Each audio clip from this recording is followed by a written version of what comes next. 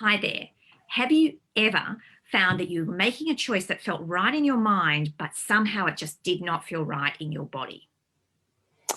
Hi, Kate and Fiona here for this week's Facebook Live. And I think this topic is really interesting, right? That's where maybe we're saying yes or we're saying no, and neither choice feels like a real choice.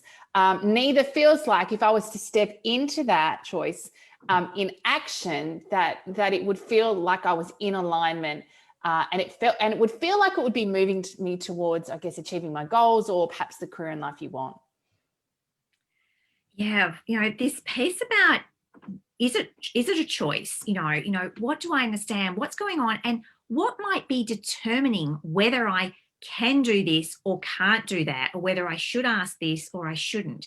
And often there's a whole lot of kind of murky pieces that sit underneath this, this belief structures and assumptions, and even kind of loyalty to things that have happened before that is getting in the way, and it's actually making it feel as though I don't have a choice, or that the choices available to me are just nothing is in alignment with what should be true or useful to me at this point. Yeah, I think it's easy to get tied up in knots about this sort of stuff, particularly when it's banging around your head, particularly when perhaps there's some obligation that's sitting below this. Like, I feel like I should say yes, but, I know that I really want to say no. I used to do this quite a lot.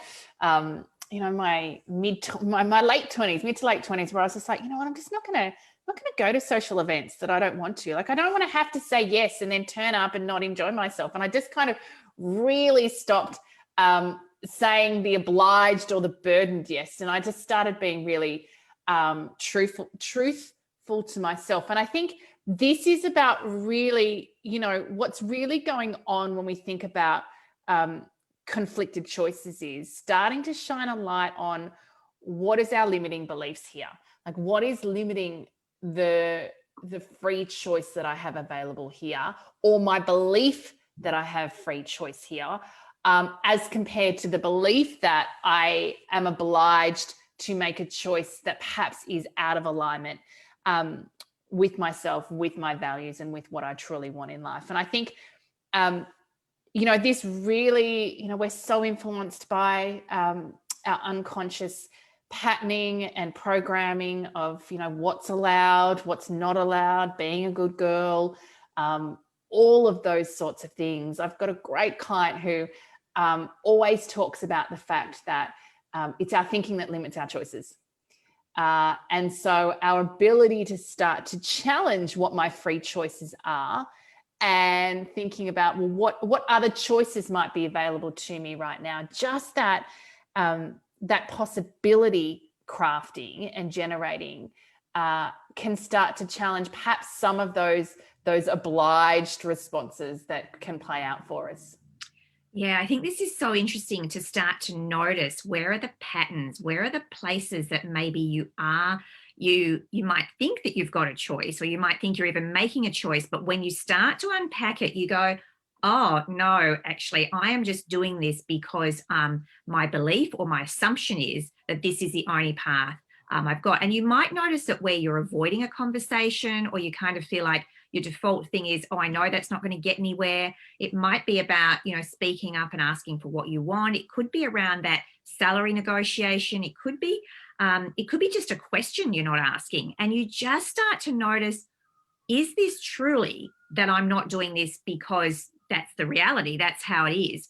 Or is it that I've just made a decision and made an assumption that I'm going to get a no, or that, this is not going to go well, or that it's risky to ask for something, or that, I'm in some way going to find a place where I get a no, or something that is, again, uncomfortable. So we start defaulting to, well, this is the only choice I've got. And that is a very limiting pattern. The more that we stay stuck in that circle of thinking, I already know what the outcome's going to be, so therefore I'm not going to do things, the less and less freedom and choice we have.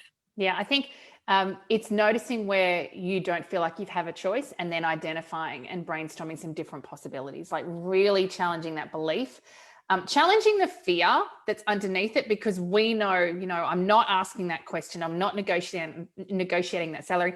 Often it's really embedded in our thinking. I remember, and I share this story in the book, chapter 10, we're we're on a walk in up in Palm Beach.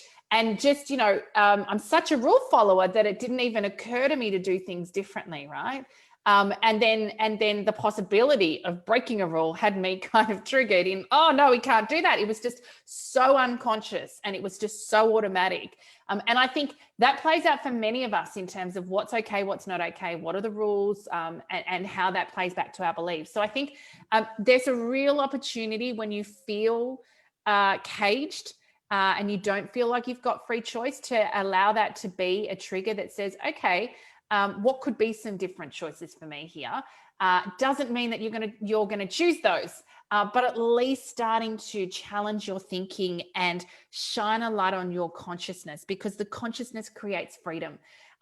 Even if you don't do something different, the consciousness around the possibility of something different, the consciousness around the conflict that might be going on and why that might be present, in and of itself frees us in terms of our thinking and our decision making. Yeah, I really think this is one to start to notice and catch yourself in. There's such a self-awareness piece here. We're so often in the default mode. Our environment, the way we were raised, the things we were told as we were growing up, they really influence a lot of our unconscious beliefs and assumptions about what's okay and what's not. And the more we raise our consciousness, the more we're open to, oh, is that really true? Or is that something that I've just adopted or, taken on from my environment or the way I was raised? It starts to leave us with this possibility of, so what are the things I could do differently? And, this piece about, your freedom comes the more conscious you are, because it says, hey, I don't have to accept that assumption. I don't have to accept that old limiting pattern of what that may be holding me back.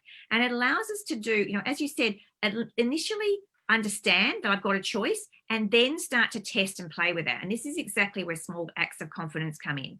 The more that we can take little, small acts of confidence just to test our own ideas, our own assumptions, our own beliefs around things, we can see whether that is true or not. And every time we do that, we get some more evidence. So we can go, oh, actually, that wasn't as bad as I thought it would be. Or, hey, look at what happens when I'm prepared to do something differently than I thought I had to.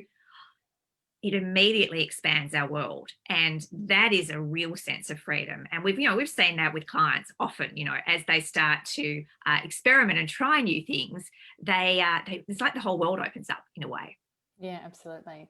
So if you've got questions or comments, pop them in the chat feed below. We always circle back and reply or add some pieces to that. So we'd love to hear from you.